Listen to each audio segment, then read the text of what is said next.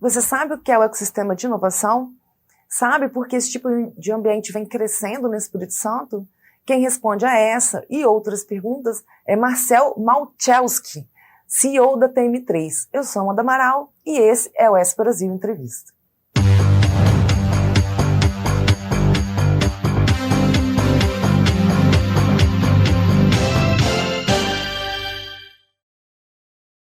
Muito obrigada, Marcel, por atender o nosso convite. É um prazer, Amanda.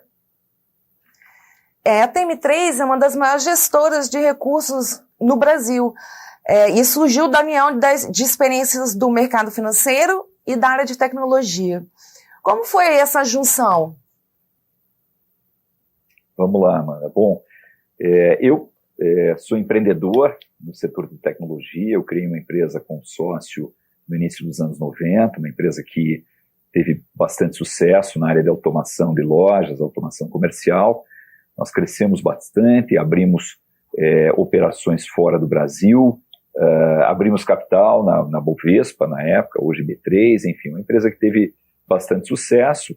E quando eu deixei a posição de principal executivo da Bematec, que era a minha empresa, e fui para o conselho, fui para ser o presidente do conselho da Bematec, eu decidi iniciar um outro negócio, que era um negócio de investimentos em tecnologia, ou seja, ir para o outro lado da mesa, né? Eu, quando empreendedor, eu fui investido por investidores anjo, e eu decidi, depois desse tempo todo, virar de lado da mesa para passar a ser investidor, de empreendedor passar a ser investidor.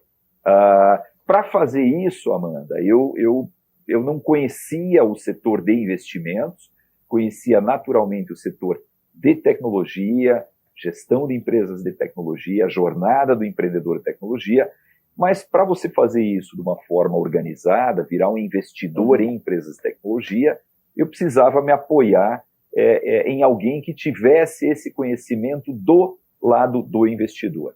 Para isso eu fui atrás de um conhecido meu, John Toscano, que era um expert na área de finanças, com uma carreira na área de finanças, e aí a junção, então, do empreendedor, que era eu, com o financista, que era o John, é que deu origem à TM3, isso há 10 anos atrás. E como surgiu o interesse pelo Espírito Santo, né? Porque a TM3 é uma empresa do Paraná, que é um estado que já tem um ambiente de inovação já reconhecido no Brasil. Como surgiu esse interesse pelo Espírito Santo? Bom, eu conheço o Espírito Santo já há bastante tempo. Na época da minha empresa, da Bematec, nós tínhamos operações no estado do Espírito Santo.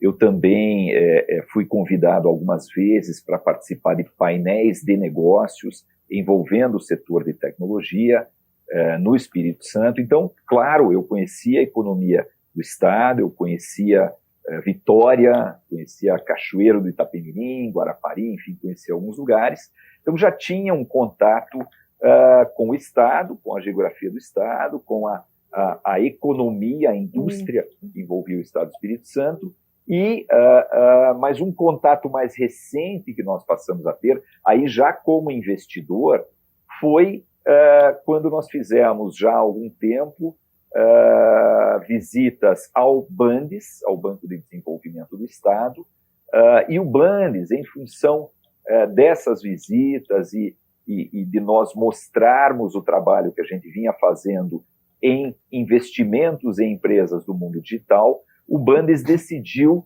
ser investidor de um dos nossos fundos, que é um fundo anterior ao FUNCIS 1. Né? Então, o BANDES, o Banco de Desenvolvimento do Estado do Espírito Santo, já era cotista, já era investidor da TM3 antes do FUNCIS 1 existir. Da mesma forma que o BNDES é investidor nosso, que o Banco Bradesco é investidor nosso, o BANDES também investiu.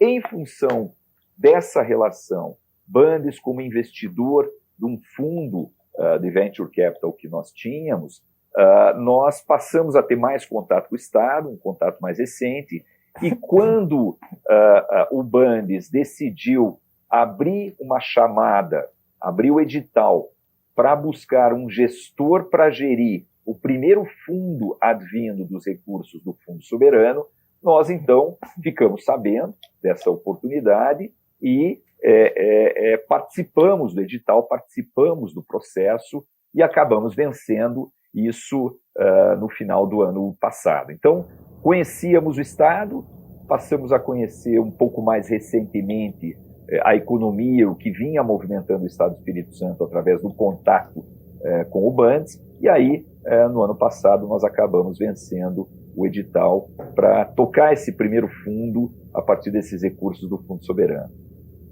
O FUNSIS-1, ele traz um ineditismo, né? Porque nós estamos falando de recursos oriundos do cofre público e também que advém dos royalties de petróleo e gás. Isso foi um atrativo, esse diferencial, como, né, um aprendizado, né, um desafio a ser conquistado? Amanda, esse de fato, o FUNSIS-1, nessa modalidade, com esse tamanho de recursos disponíveis, Desculpa, são 250 milhões? Isso, 250 milhões de reais ao todo, né? É o primeiro fundo advindo dos recursos do royalties, dos royalties do óleo e gás, e esse primeiro fundo é um fundo de 250 milhões de reais, né? Não é todo o dinheiro, o Fundo Soberano ele tem mais recursos, né? Mas esse primeiro fundo é um fundo de 250 milhões de reais para investimento no setor de Venture Capital, nessa nova economia no mundo digital. Mas um fundo com um único cotista, um único investidor, que é o governo do Estado do Espírito Santo, através do BANDES, sim, é um fundo inédito e está se tornando um benchmark, um modelo para outros fundos no Brasil, em outros estados. Nós já conhecíamos iniciativas semelhantes, por exemplo, o BNDES, o Banco de Desenvolvimento, que está no Rio de Janeiro, que é do Brasil, né? Ele faz investimento em gestores para tecnologia, mas ele nunca é o único cotista, e ele nunca investe um montante tão elevado nesse setor. Então, o primeiro fundo de um estado que destina 250 milhões de reais para mudar a economia, ajudar a mudar a economia do Estado do Espírito Santo para o lado digital, para a indústria 4.0, para a tecnologia, isso sim é inédito. Qual que é você pode fazer um balanço do FUNSIS até o momento, em 2022, porque já tem empresas, né, que foram selecionadas para participar? Claro, Amanda. Nós assinamos com o BANDES e com o governo do Estado, ou seja, o início oficial do FUNSIS-1 ele se deu em março, a partir de março desse ano. Nós vencemos o edital no final do ano passado, mas houve naturalmente um processo de due diligence, um processo de contratação, isso demorou um pouco, né? Foi do final do ano, de dezembro até março. Em março nós assinamos e iniciamos a operação oficialmente a partir de março. Em menos de um ano, nós nem terminamos o ano, ou seja, não foram ainda 9 meses, Amanda, nós já fizemos 9 investimentos, foram 9 empresas desde startups pequenas, que estão começando, que a gente usa na nomenclatura do Venture Capital, do investidor em tecnologia, do estágio early stage, o estágio nascente, até empresas mais maduras do setor de tecnologia. Nós já investimos em 9 empresas ao longo desses nem ainda deram 9 meses, né? A gente pretende continuar investindo, deve ter mais novidades até o final do ano, e eu creio que até março do ano que vem, ao completar 12 meses, primeiro ano de operação do fundo, a gente já deve ter investido aí em cerca de pelo menos 15 empresas, né? Então, a gente já vem fazendo o investimento desse recurso com cheques, né? A gente costuma dizer cheque, né? O recurso que a gente transfere hoje é Pix, mas na minha época era cheque, né? Com cheques que vão desde 300 mil reais até cheque de 11 milhões de reais que já foram feitos para empresas nascentes, 300, 400, 500 mil reais, empresas de maior porte, 7, 8, 10, 11, 15 milhões de reais que a gente pode investir. Mas assim, objetivamente, Amanda, já foram feitos 9 investimentos pelo FundSisum até aqui. E o que a TM3 observa, o que ela procura na hora de selecionar uma empresa? Bom, a gente olha basicamente 3 coisas, Amanda. Claro, tem uma análise muito profunda das empresas que, enfim, estão aptas a serem investidas pelo FundSisum, mas a gente olha o mercado onde a empresa atua, tem que ser uma empresa de tecnologia, de ponta, uma empresa do mundo digital, preferencialmente, não só do mundo digital, pode ser outro tipo de tecnologia, mas preferencialmente a gente investe em empresas de tecnologia, que é o que tem mais disponível hoje no mercado. Então, a gente olha o mercado onde ela está inserida, ela é uma fintech, é uma empresa que atua na área de tecnologia de finanças, como, por exemplo, PicPay, que é do Estado do Espírito Santo, né? Nós não investimos na PicPay, mas PicPay é um belo exemplo de uma startup capixaba que deu muito certo. Então, pode ser uma empresa da área de finanças, pode ser uma empresa da área de saúde, como um plano odontológico digital, uma plataforma digital de plano odontológico, como é um dos casos de uma empresa que nós investimos, né, recentemente, aí no Espírito Santo. Pode ser uma empresa que tem uma tecnologia para varejo, para automação de bares, restaurantes, e assim por diante. Então, a gente olha o mercado no qual essa empresa atua, e a gente tenta entender se esse mercado é suficientemente grande para permitir que aquela startup, que aquela empresa possa crescer de forma acelerada, atendendo esse grande mercado.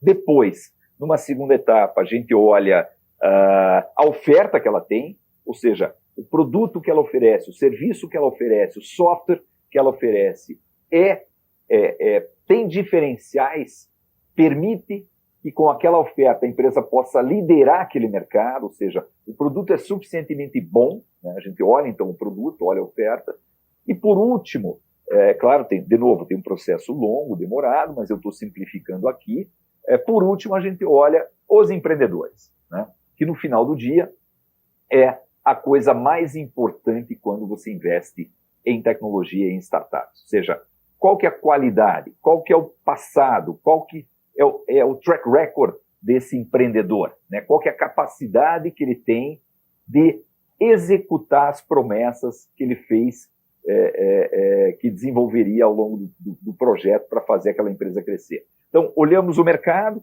olhamos o produto e olhamos a equipe, o time que toca. Enfim, é claro que tem vários outros itens, mas esses são os 3 principais itens que a gente leva em conta ao escolher o investimento a ser feito.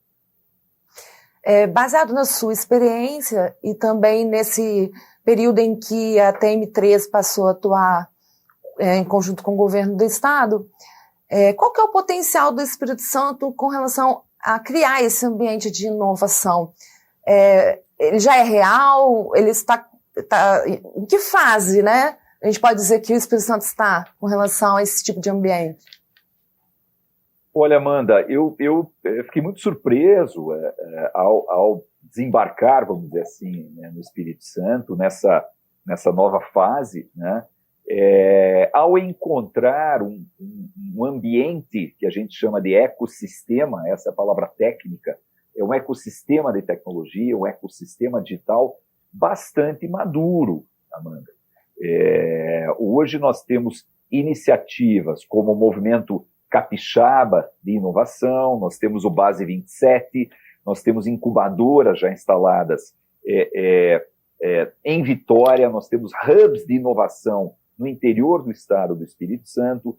Então, de fato, Amanda, o nosso trabalho não está sendo um trabalho de criar o ecossistema, mas sim um trabalho de acelerar esse ecossistema que já existe aí no Espírito Santo e já é muito maduro, muito bem desenvolvido, né? Nós temos empresas como a Zait, como a Wine, como a PicPay, que são casos nacionais de sucesso, de startups que deram muito certo e que vieram aí do Espírito Santo. Então, o que nós estamos fazendo hoje em conjunto com os atores locais que vem investindo e que vem promovendo a inovação no Estado, a gente está trabalhando em conjunto com todo esse pessoal para acelerar, para fazer com que esse ecossistema, como eu chamo, ele amadureça mais rápido ainda do que ele já vem amadurecendo.